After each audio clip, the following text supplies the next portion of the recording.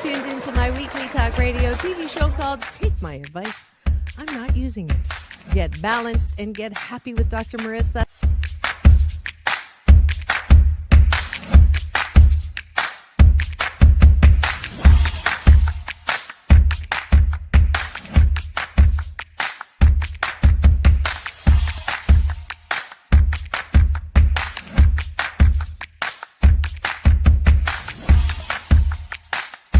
And this show is about hope and happiness. So there's no gossip, no scandal. Instead, I want you to focus on your own reality show and how you can be happy 88% of the time. So I have shows and topics.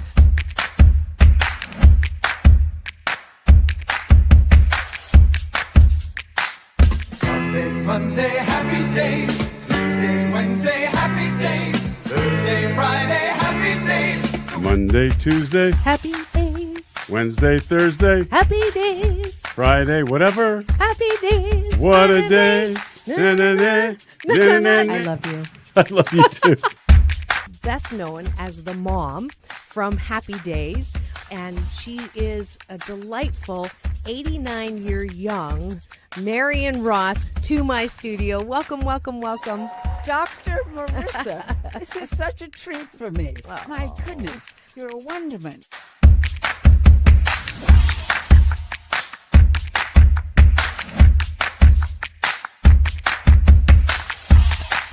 Which is exactly the kind of guest that I like. Those who have gone through life, good and bad, and then taken those experiences to alchemize them into the person they are now and doing good on the planet. I'd like you to welcome Corey Feldman. If you're grateful for it and you say right away, thank you, God. Oh, my God, it's so beautiful. I'm so blessed. Thank you, thank you, thank you. Then guess what? More good things will come to you. Does this sound familiar at all?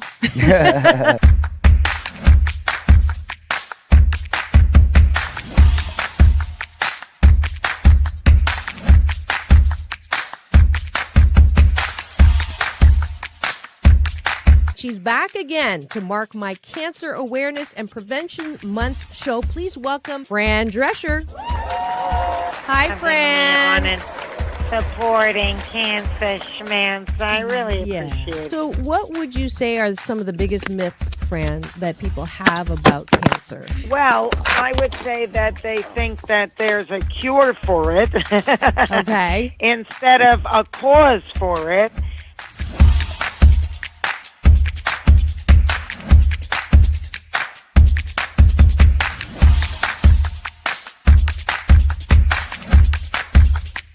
This is the first call-in show when I get to be Dr. Marissa, the kinder, gentler Dr. Laura. And people call in to get their life tires balanced and their critical thinking or their BS, their belief systems, smog checked. And today I am delighted to have Malie calling in from Birmingham, Alabama. We could go 90 days and end up having terrible sex. And then you say, well, the relationship's not all about sex. Well, if I'm not getting great sex from you, then I'm going to get it from somebody else. Right? That moose just got put on the table. And I see Josh and Jim. I have to agree You're with Clyde. both nodding. Ramon's sort of half nodding because his wife's listening. But I understood what was going to happen if Muhammad Ali's youngest daughter, made public that I was going to become a boxer. So I wanted to make sure this was the path that I wanted to go down. You are absolutely fabulous, beautiful inside and out. And I'm giving you Dr. Marissa's Beneficial Presence on the Planet Award today. Thank you.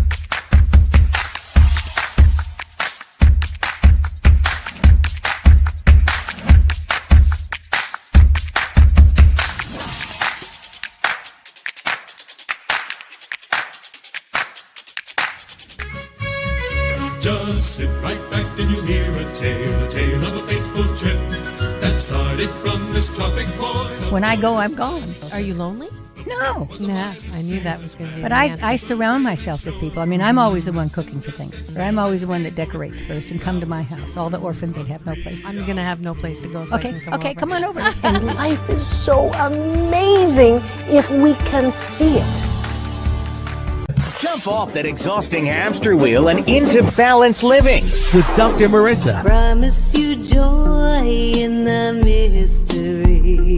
Dr. Marissa, also known as the Asian Oprah. Her mission, to be a beneficial presence on the planet. Her purpose, to be your personal advocate to live, laugh, love, learn. Her life motto, don't die wondering. Take back your life with Dr. Marissa Pay.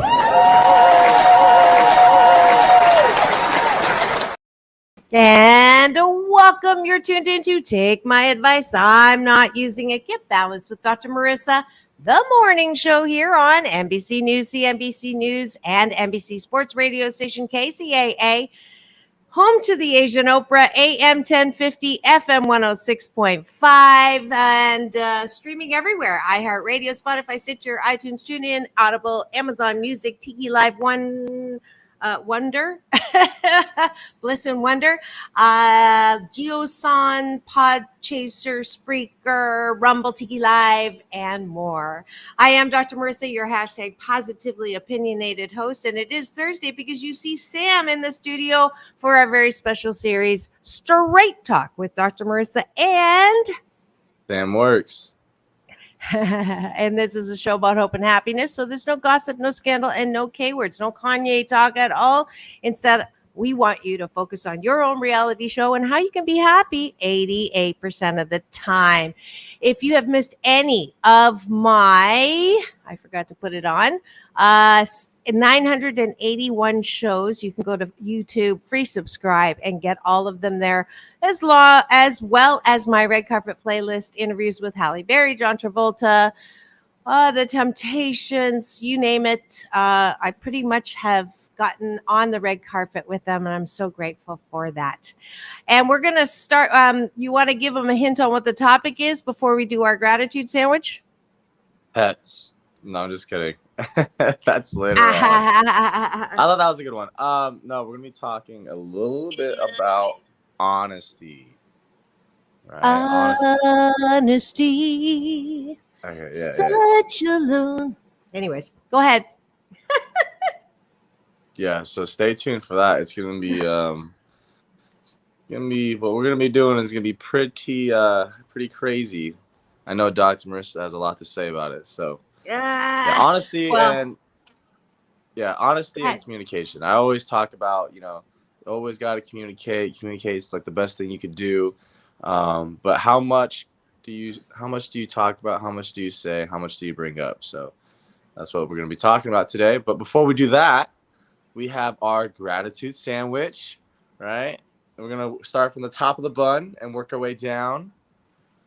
And then Dr. Marissa is going to explain what Hey, that was good, though. That was good. You're definitely, getting in there. And I'm sweating again because I'm grateful that I am Love My Body Project 6.0 continues. I got back in the pool after traveling for a bit. I haven't been doing my laps, and I did the bikes, knowing I'm coming on with Sam, and he's all about me loving my body, not for that reason, but for my own edification.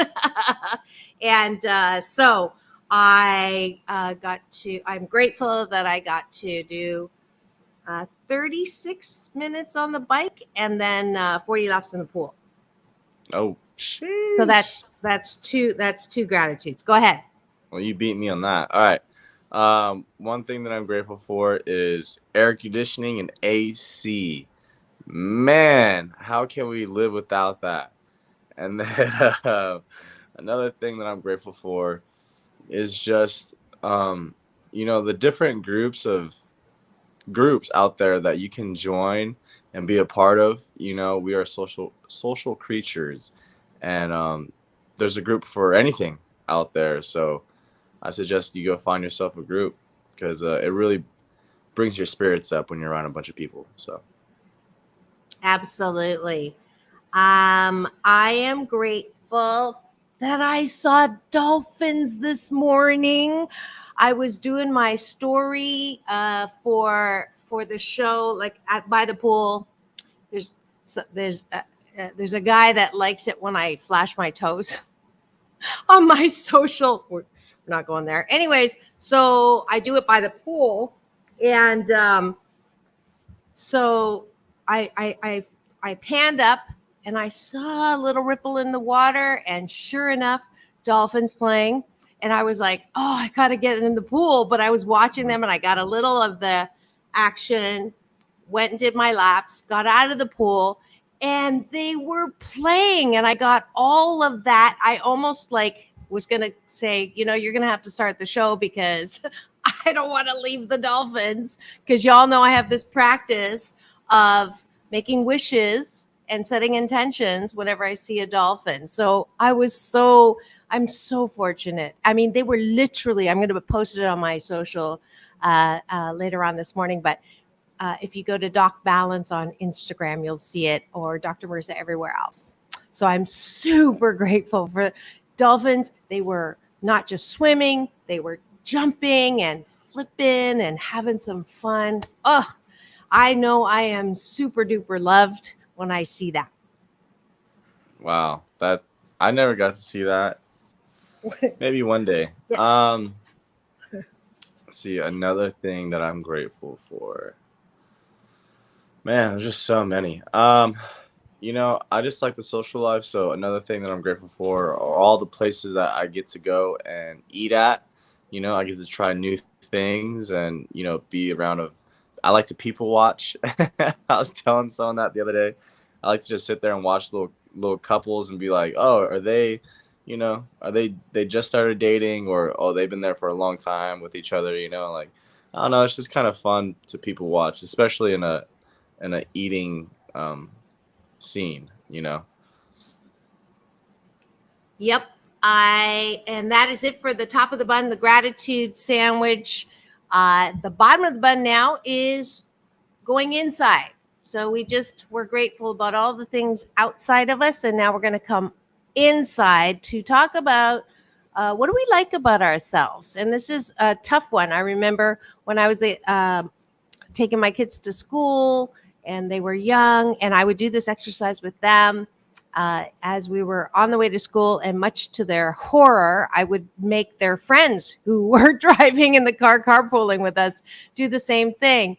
And now they're grateful, but I can remember that it's easy for people to be grateful about things outside of themselves. But when I asked the kids, so what do you like about yourself? They were like kind of stumped, right? What do you mean? Because we're taught not to blow our own horn, be too much, you're not all that.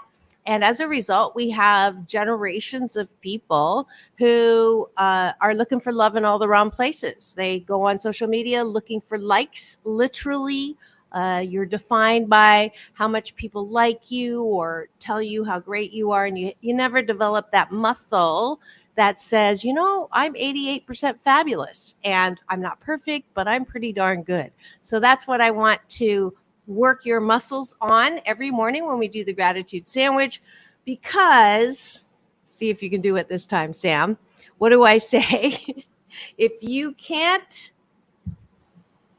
appreciate yourself, how the fork can you appreciate other people? How the fork can you expect others to appreciate you're closer you. Every time we get closer. So that is why we do that. And so I thought of a funny this morning in the pool, so I'll use it for my first appreciation of myself is I am easygoing until I'm not. Until you're not. What does it take for you not to be easygoing? There are just some people. I was venting to my older daughter. There are just some people, and I'm really grateful that it's not a lot of people, but some people can just get on my last nerve, and they don't even have to, like they're just, that's the way they are. And it's like, I mean, I literally, like, I'm usually pretty nice. Mm-hmm. And I could not wait until I was out of sight and sound before going, like, usually I'll do that like, after people leave or after people like can't see me react like. But I was just blah. Anyways, so I am easygoing until I'm not, and that just I felt bad afterwards and starting to beat myself up. This is my second appreciation, and I stopped myself because I'm not perfect, and I mean it's okay. That just means that I don't need to be around that person anymore because if I know that's the way it is, then it's now my job to minimize, right? Unless I have to work with them. That's another story. But so I'm human. I'm not I don't even have the word, that P word, in my dictionary, in my vocabulary. So I cut myself some slack. I'm not going to apologize because I didn't do well. Maybe I will need to apologize, but I'm at this point, I know that I am okay. Like, I'm not going to beat myself up. Your turn. You get 2 appreciations. Boy, that was something, huh? Yeah. So my first appreciation is that, I appreciate that I'm not too immature. Like, I feel like I'm pretty mature for my age, and that goes a long way when it comes to like my career and like talking to adults and people older than me, because they kind of see that and they respect me a little more, which is great. They don't just see me as like some child. And then also I appreciate that I have the ability to be a leader, although sometimes it's hard to take that position. I have the ability to, so I'm glad I'm able to see that and acknowledge it, and use it for some good use, because I'm not as immature as some of these younger people.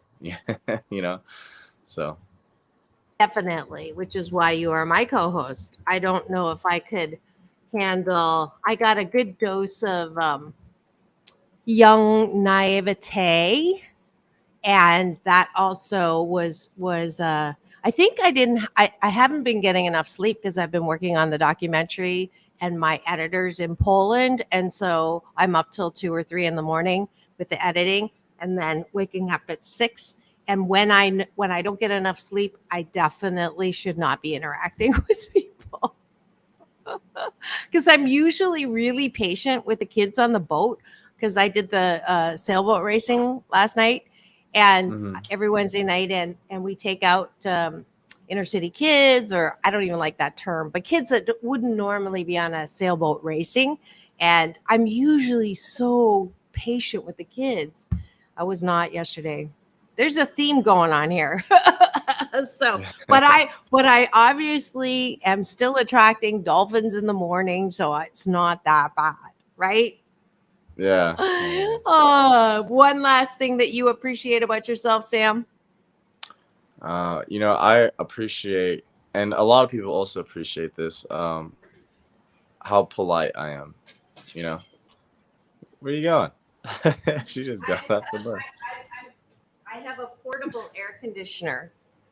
That's funny you say that, because I was gonna get up after this and turn on the fan. But yeah, being polite. There's a lot of people. One time I was in LA, it was like early in the morning, and a girl was walking her dog, and she was like, "Oh, good morning." I was like, "Good morning, da da da da," and I said like, "Yes, ma'am," to like whatever question, and she's like, "You're not from around here, are you?" I was like, "No, ma'am." Like, why would you say that? She's like, "Because you're polite." I was like, "Oh, okay." I didn't know people in LA were so rude. Not everybody, but I guess it's a stereotype out there. I hear you. And that is it for Breakfast with Dr. Marissa and Sam Works. You just took a bite of our gratitude sandwich. You did not bite us literally, but you participated and were witness to this practice called, this blisscipline called taking a bite of my gratitude sandwich. 8 specific things that you are grateful for in the morning, and then 8 specific things that you like about yourself at night before you go to bed. And I promise, if you do this for 28 consecutive days, you will wrap your day in the most positive way. So thank you for joining us with that. And we always affirm that with a little punctuation.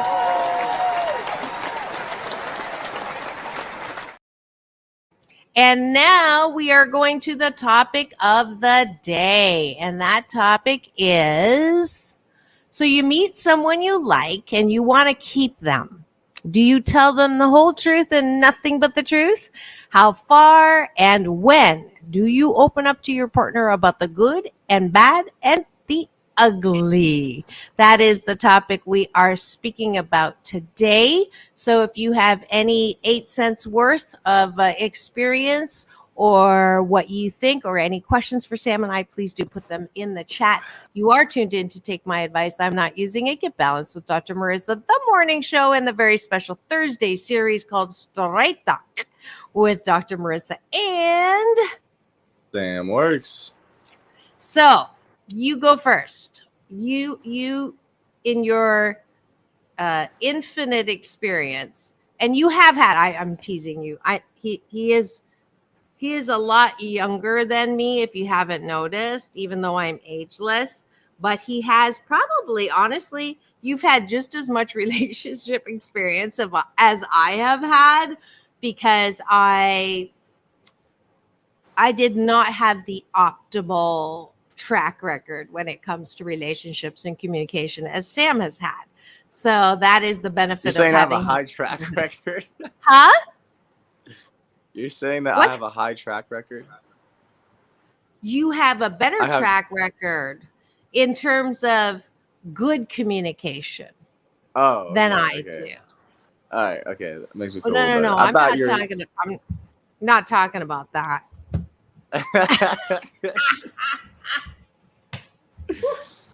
All right, funny. go. All right, so I think you definitely cannot just push everything at once with someone, especially if you just started dating them or like talking to them, because it might be overwhelming, right?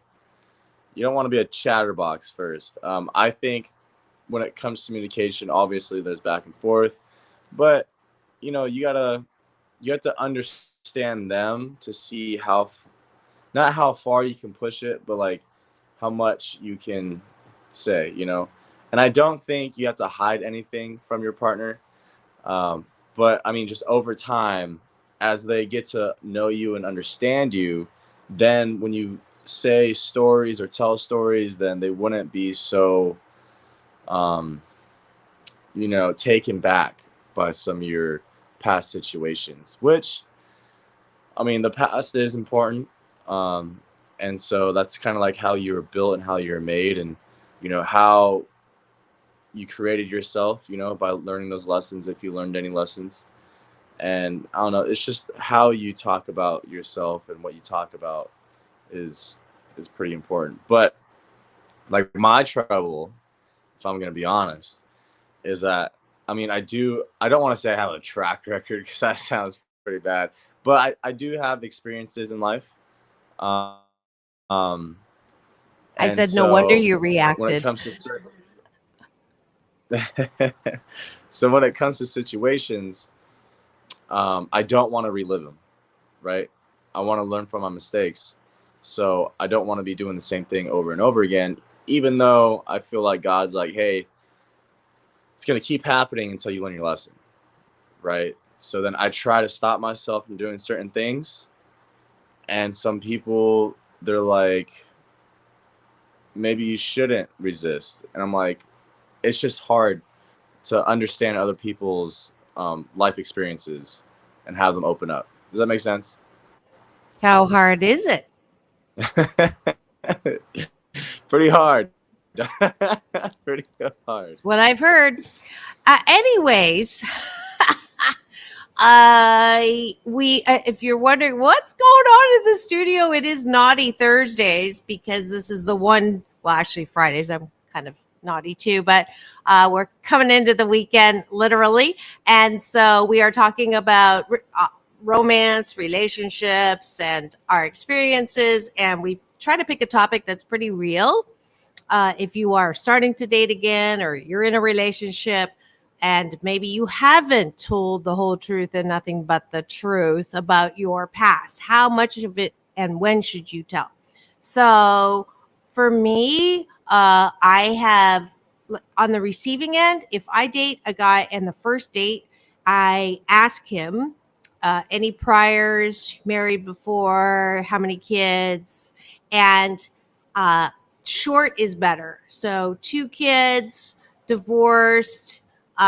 If they start going into the blame game and that whole oh my God, this is what she did, this, that, la la la la. That's a sure red flag for me that I do not want to be in that relationship with them. I do relationship coaching for a job, and I don't want to do it in my private life. So, and even though they're not asking me for coaching, I can't help it. If I hear, issues and problems and blame and shame, I want to kind of move that stake in the ground so that person is happier, right? So that's one thing. I think there's a time and a place to be open, and the first date is not it. You can touch on things, but not tell it all, not bear it all literally, both figuratively and physically and literally. Now, there is the omission side. And what's interesting, Sam, on Monday, my guest was a man that I met on a red carpet on Sunday. I was invited to the magazine opening of an art gallery in Beverly Hills, and Maya Ito, who was my guest on Alon show last week, she invited me to go. So I met a guy who was standing in the hallway, and something just made me, gravitate. I mean, yes, he was good looking, but it wasn't that. That wasn't the reason why I started talking to him. And it turns out he's a felon. I think that's the term. 20 years in prison, just got out, and was part of an organization. He helping everyone. It's a nonprofit, or they're working on getting a nonprofit, but healing in prison, which was super cool because I love highlighting things like that. And his girlfriend was there, and I told them that they should come on the show. How did they meet? And I said, did you tell her first date that, that you were in prison for kidnapping and robbery? You were convicted. You had a 2.5 life term. And she goes, no, he didn't tell me. And understandable, because when he first told me, my first impulse was to go, nice to meet you, have a great day, and walk on. But something made me, continue the conversation. So I think if he had told her at that point in the first date, I don't think she would have probably gone out with him again, right? So he did tell her, and it came up extremely nonchalantly with they were watching something on TV, and there was a story on prison or something like that, and he goes, yeah, I just got out of prison. Oh, so yes, exactly. So it's one of those, yes, you should come clean about something like that, obviously.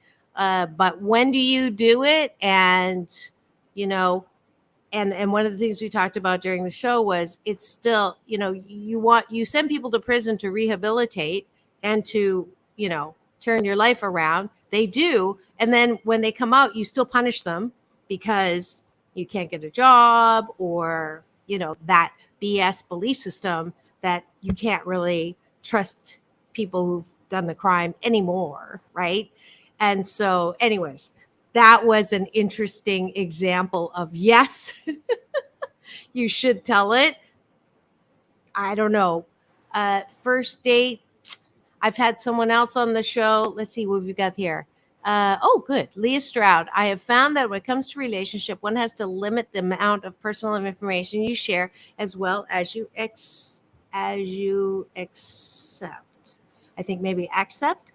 Sometimes the other person is an oversharer. That was my point earlier. I agree with you. Sometimes we overshare, and that is true too. Early in my divorce, very difficult not to tell it all to get that person to feel like they were on my side. And that's why we overtell, right? I like to tell my clients to give themselves 3 topics of their personal life they are willing to open up about on the first date, second date, and third. I like to say, take it easy. You're not going to marry them tomorrow, maybe Wednesday, but not tomorrow. Oh, that's super cool. Thank you, Lee, for that. Oh, and she's got another comment here. As far as being in prison, I believe you should let the person you're talking to know right away. That is not something you want to hold back. And, before I had the interview with him on Monday, my memory is just not what it is. But I would have agreed with you before that on Monday. But honestly, I disagree with that now, because he has this incredible relationship with a woman that is super nice and supportive. I met her at the red carpet, and I'm going to have them on, but I'll ask her this question. But it sounded like if she told me, she said, if I had known that right off, that I would not, I wouldn't be in this relationship. And now it's a good relationship. So there is some, there is some value to, because that's not all that's him.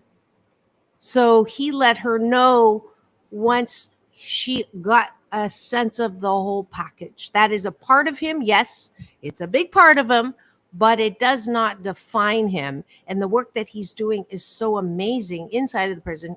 Now that he's out, there's still people doing that work inside the prison. And I think that's amazing. So I would have to agree to disagree on that one. Sam? Oh, you are frozen. You might want to come out and go out and come back in. All right. Oh, and Lee and I will carry this while you're getting back. Alas, that is one person. Not everyone is in that category. Yes. However, again, I do believe that our view about people incarcerated, especially because I get to work with my satellite sister, Koyo Graham, who's with Spirit Awakening with juveniles in the system, hurt people. And as we continue this BS belief system, saying that the majority of people will never heal or never, I'm going to kick you out, Sam, because you're still frozen. And then come back in, please. It just is not, it's not beneficial. And so I know that one of the reasons that I am doing what I'm doing and speaking as I'm speaking is to try to balance out some of that over condemning, over judgmental. I certainly understand and agree that there are some, and the high recidivity rate in prison is testament to that. And there are bad things that are happening.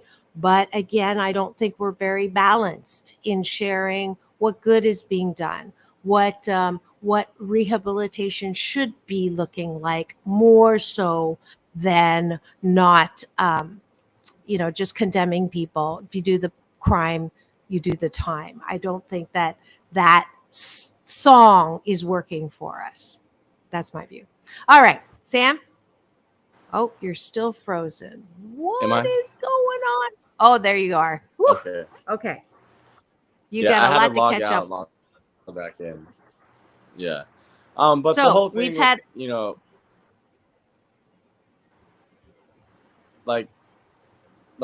prison's a good topic, but with anything like that or in that spectrum of judgment, that's not the first thing you want to say off the bat.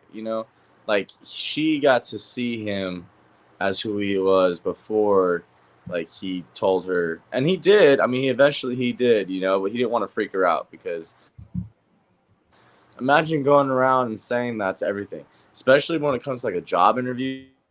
You don't want to be like, hey, I wanted to apply here. By the way, I was in prison for 20 years, you know? So there's a time and place for all that. Um, and I wanted to touch up on what you said earlier in the show. Um, when you're like, oh, if the guy is complaining or, talking smack about like his ex or whatever like that, then that's like a no-go. Um, I think you can tell the truth, but I don't think you have to be negative about the past, especially if it's not the good path. Um, my One of my friends, this is where he made the mistake. Okay, he really likes this woman. He was dating this other girl. He broke up with her to date her, right? And he went up to her and told her, like, "Hey, I broke up with my girlfriend to be with you." That is probably the worst thing you can say, because if you broke up with someone to be with somebody else, why does that make sense that you're not going to do that to them? Right? So, like, the communication there is like, okay, that may be true, but that's something that you probably should, you know what I mean? Like, I guess it's good that he said that because she caught that and she was aware of that and she doesn't want to be a part of that. But I told him, I was like, bro, you can't be doing that, right? Because how you got with somebody is how you're gonna break up with somebody, right? Like, he broke up with her to be with her, so that's probably what's gonna happen at the end of their relationship too. He's gonna find someone else and break up with her to be with somebody else, you know? Yeah. And it's just all bad. Yeah, absolutely. They have a statistic, that second marriages that they Your break take on up, that? end up in divorce. Am I Comment. muted? Am I muted? Oh, okay, I'm good. So Shaking your head, that's one of yes? the reason. Yeah, that's one of the reasons that um Okay, have you experienced that before or something? no, I know of a couple that happened to. So that's No, you're good. the No. Are you talking to me? Okay, something's a little bit funny with Sam's stream this morning. So, when it comes to what Sam was talking about, a guy breaks up with a girl to date another girl and then tells that girl that that's he means it as a compliment. You're so fabulous that I wanted to be with you, so I broke up with someone to do that. But it can backfire in a similar way as women who cheat on their husbands, or men who cheat on their wives, and they get together with another person. They end up divorcing who they were with, and then they go out with that person. Those are the most insecure relationships that I have ever seen, because the either partner or both are now on high alert, right? Because if it could happen to the person prior, it could happen to them too. And I think that's what you're alluding to, is you're setting yourself up for failure in this particular relationship because there's a pattern. Okay, so totally agree with you. What about STDs, herpes? I'm putting the moose on the table. Any kind of diseases that you've had in the past. Let's go beyond sexual diseases. Let's say cancer, diabetes. Well, diabetes is pretty. If you're taking insulin or all of that, that's pretty visible. But maybe invisible. If you've had a heart attack, if you've had a stroke, do you tell your new partner that you have had those illnesses or diseases? Why would you, and why would you not? Sam? Okay. Well, I I had definitely someone. say. Okay, go ahead. I mean, you can. Is this working? The Wi-Fi and all that? No, you're cutting out and frozen a lot. Okay, So so you need when new it comes to like Wi-Fi. diseases or like medical issues, Okay, Lee. My own dad was incarcerated for 10 years for murder prior to meeting my mother. I love and adored him. Alas, he always told me to understand that not all men were like him and to know the difference. Special circumstance in every life situation. So you're absolutely in a position to speak on that. From daring to relocating.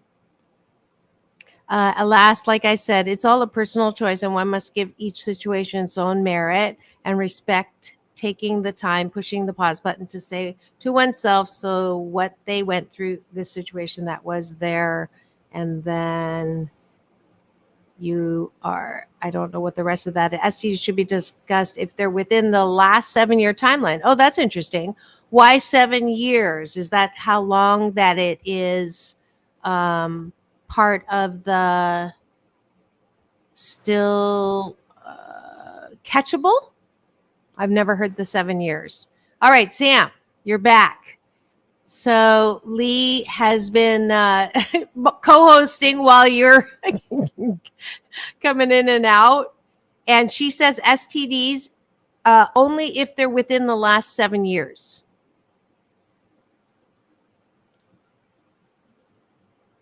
Okay, your sound is gone, and nothing. I'm not gonna. Oh, there you go. Can you hear me? Now, the first Okay, am I sentence, better? nothing. A little bit. Just Okay. keep talking.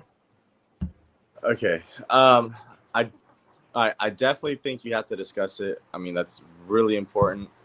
Even in 7 years, I don't know about the whole 7 year thing. Actually, I guess that makes sense. I don't know why 7 years, like you said. Um, but especially if you're gonna be like intimate with a person, you should probably tell them or at least get tested again and then be like, hey, I had this in the past. I just got tested. I came out clean. I'm good to go, you know, because you don't want to ruin someone else's life, right? Yeah, I didn't know this. Is Remember, it every working? person you slept with for the last 7 years, you're sharing your STDs, all medical doctors to tell you to go back 7 years. I didn't know that. I love learning new things. So I guess there is some, you know, it, it could be what do they call that word?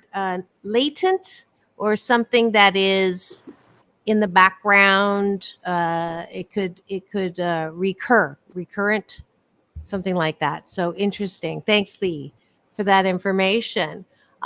Herpes, definitely, because that is very spreadable. If you've had, I think, chlamydia or what's that new one Anything they're like doing that. shots for? Yeah, well, I don't know. Chlamydia, I don't think is something that is, once it's cured, I believe it's cured. I could be wrong, but that's what I've heard. So, let's see. Before she left her 20-year marriage, we were active swingers. Okay. I wrote 2 books on the subject. Okay. Sam, we have not, have we talked about Oh, we did do a show on swingers. No? We didn't do a whole show, but we talked about it a little bit. That should be Okay. interesting. So, yeah, it sounds like she might be a good guest to have on with us. Interesting. Herpes stays, yeah, that I knew.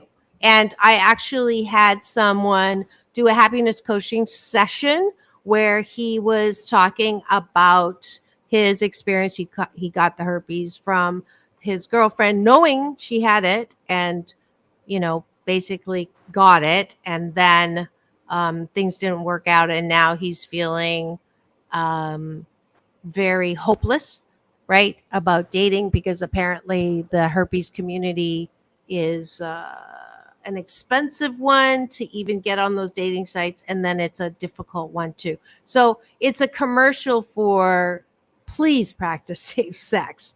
Please do not give in to the heat of the moment. And we're talking about sex and relationships and pleasure and all of that on this particular series, because by not talking about it, people, kids, they go to two P things that are the worst possible educators: pornography and peers. So one of the reasons that Sam and I actually talk about this is an extension of my former series when I did once a week shows, Sexual Healing with Dr. Marissa.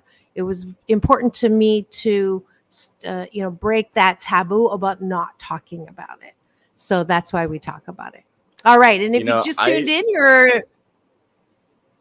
I was just going to do a station ID. Hold on one second. If you've just tuned in and you're wondering what's going on in the studio today, this is Take My Advice. I'm Not Using It. Get Balanced with Dr. Marissa, the morning show here on KCAA, AM 1050, FM 106.5, the station that leaves no listener behind. And thank you for tuning in. We've got an active participant today from my LinkedIn, Lee Stroud. If you have any questions or comments yourself, please go to my YouTube channel, free subscribe there. And it is a live stream. You'll get an alert every morning before the show comes on after the 8 a.m. NBC News on this station. That leaves no listener behind. All right, Sam, sorry about that. Go ahead.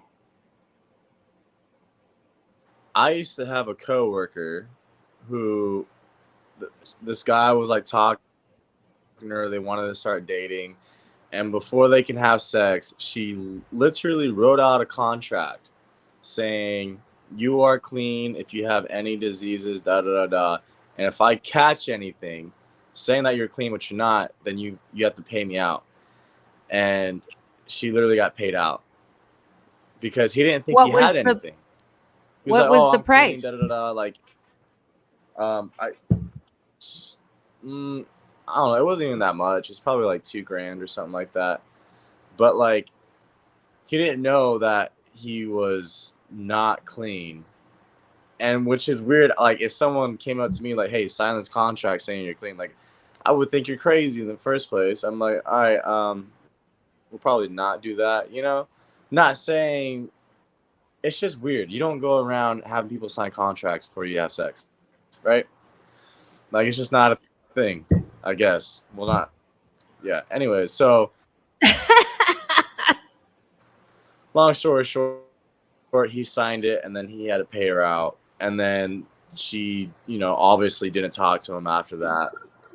But it's like, those symptoms and stuff, they don't even show up all the time. Like, you don't even know you're carrying it or you have something until you actually go get tested. So, like, go ahead. I know a buddy of mine who would go and get tested like every couple months just to get tested, not because he's sleeping around a lot, but to yeah, I was just typing to Polly asking if yeah, you're cutting out real bad, darling. If you're not cutting out on Polly's side, that's great, but you are cutting. I'm not hearing basically 80% of what you're saying, which is unfortunate. But I'm going to insist that you get better internet because I think this is the second time it's happened. But I'm sure whatever you said was brilliant.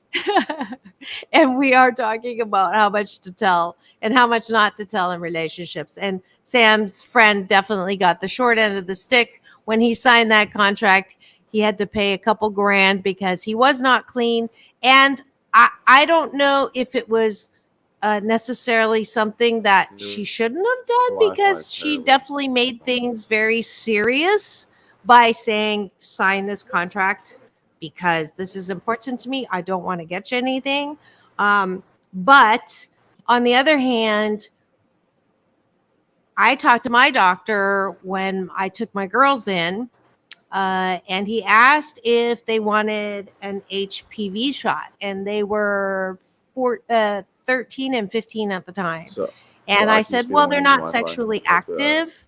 And your face is frozen. I hear something. There we go. And my doctor said that HPV was not detectable. Like a guy could be carrying that virus, no symptoms, it would come out negative in the test, and the girl would get it. So, this is we'll get a doctor on to speak to the facts on this. But certainly sexually transmitted diseases are something you should I'm going to shit on you all to talk about before you get intimate in a relationship. So that is that. And we'll see if Sam's going to be able to come back in. Lee, let's see where we are. Oh, here we go. Chlamydia. Herpes. Let's go back and see where I lost you here. Herpes stays with you for life. I knew that. Chlamydia can lay dormant for years. I didn't know that. Sam's trying to come back on. And then, so chlamydia can lay dormant for many years without symptoms. I didn't know that too. I thought that was like an old-fashioned STD. That's how long I've been out of the game. Because I think I'm a hashtag. There's a new term, Sam. A new Marissa-ism. It's hashed. It's not a 40-year-old virgin. It's a hashtag ageless virgin. So, but hey, you know what happens in Vegas stays in Vegas. That's all I'm going to say. All right. So Lee is educating me on sexually transmitted. I guess suggest everyone gets a full panel workup for all STDs prior to dating. A lot of STDs stay with you. And so she's agreeing with you, Sam. Let's see. There had to have been extenuating circumstances with the fall and the guy and that contract. She's commenting on your friend. So, all right. Let's see. I haven't talked to her in a couple years, but if I ever run into her again, I will definitely ask her exactly. Ask her to come on the show. Ask her to come on the great. show. That would be great. I don't know if she'd get a lot of love or a lot of not love, right? I mean, she was definitely protecting herself. You can't get mad at someone for protecting themselves. I tell all of my clients to wait at least 30 days before sex when dating. It gives both parties a chance to decide if this is a quality relationship and if it's growing into something or this is just dinner and drinks. I agree with you. I actually say 90 days because of my pregnancy model of relationships. I think, that way you get to know all aspects of that person, good, bad, and not so good, or good, bad, and ugly, or good, bad, and beautiful. And then that's the cherry on top, literally, for the intimacy in bed. But that is, hey, you heard Clyde Terry's response to that, right? Right in the beginning of my promo. Go ahead, Sam. Oh, you're frozen again. Let it go, let it go. Yeah. Okay, go ahead, talk. Well, not my saying, but something that.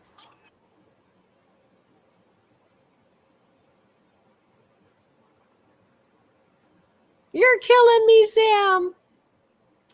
So I am going to if a say. guy is taking you out to dinner and drinks, that's a short-term relationship. But if he takes you out for like coffee and breakfast, that's a long-term relationship. It's my mom's Wi-Fi. I'm telling you.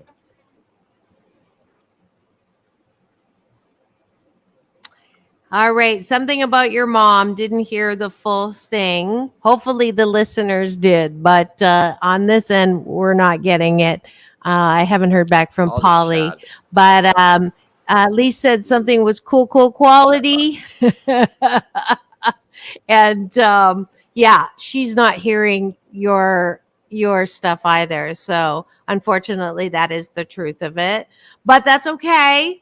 I think we've covered the topic pretty well. The one thing I did want to ask is, should we talk about if you've cheated? Should you share that? If you have done things in your past that you are remorseful for, so cheating's one. If you were okay, if you were a drug addict, if you were abusing alcohol, if you were all of that, should you disclose that as well when you are first meeting someone? Like, is that something? So I'll give you an example. If you smoked for 12 years, right, and you haven't smoked for 18 years, I think, let's see, 20, this is real, obviously, 23 plus 4 is 27. So you smoked for 12 years and then you didn't smoke for 27 years.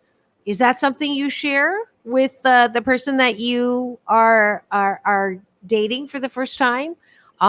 If you have gained a lot of weight and then you've lost a lot of weight, is that something that you share? I know that on one end, I've had reactions when I say I've lost 35 pounds in this last year. I've had people say, "Oh, that's awesome." I did meet someone and I shared that and they were like, "Oh, that's so cool. Good for you. High five." Blah, blah, blah. And then I've also heard, not had this happen to me, but I've heard from men who have dated women who've lost a lot of weight. They see that as a red flag because they could gain weight again and be on that yo-yo, or they have body issues. So that becomes one of those, do you really want to share that stuff or not? So obviously it's personal. It's your experience, your BS, your belief system about any of those things. And I'm grateful to you, Lee, that you have been co-hosting to help Sam out this morning. Let's see. My son showed me a pic of his wife on Sunday night and said, if she agrees with going out with me, I'm going to marry her. That was on a Sunday, and he married her on Wednesday. They have 4 children and have been successfully married for 10 years. There is a great proof that it doesn't necessarily take all that time. And then finally, I agree you should share those personal triumphs, okay, about the weight loss. Thank you so much. I do believe I'm out of time. I am. This is Dr. Marissa reporting live from my living room. You have been listening to Take My Advice. I'm Not Using It. Get Balanced with Dr. Marissa, the morning show, and Straight Talk with Dr. Marissa and Sam Works, who's going to get his internet fixed. I hope you tune in tomorrow for tempting conversations with myself and co-host Alon Carter, the daughter of the founder of The Temptations. Otis Williams will be here tomorrow right after the NBC News. Thanks for tuning in. It's all about balance, peace in, peace out, world peace through inner peace. Now go and have the best day ever. See you tomorrow.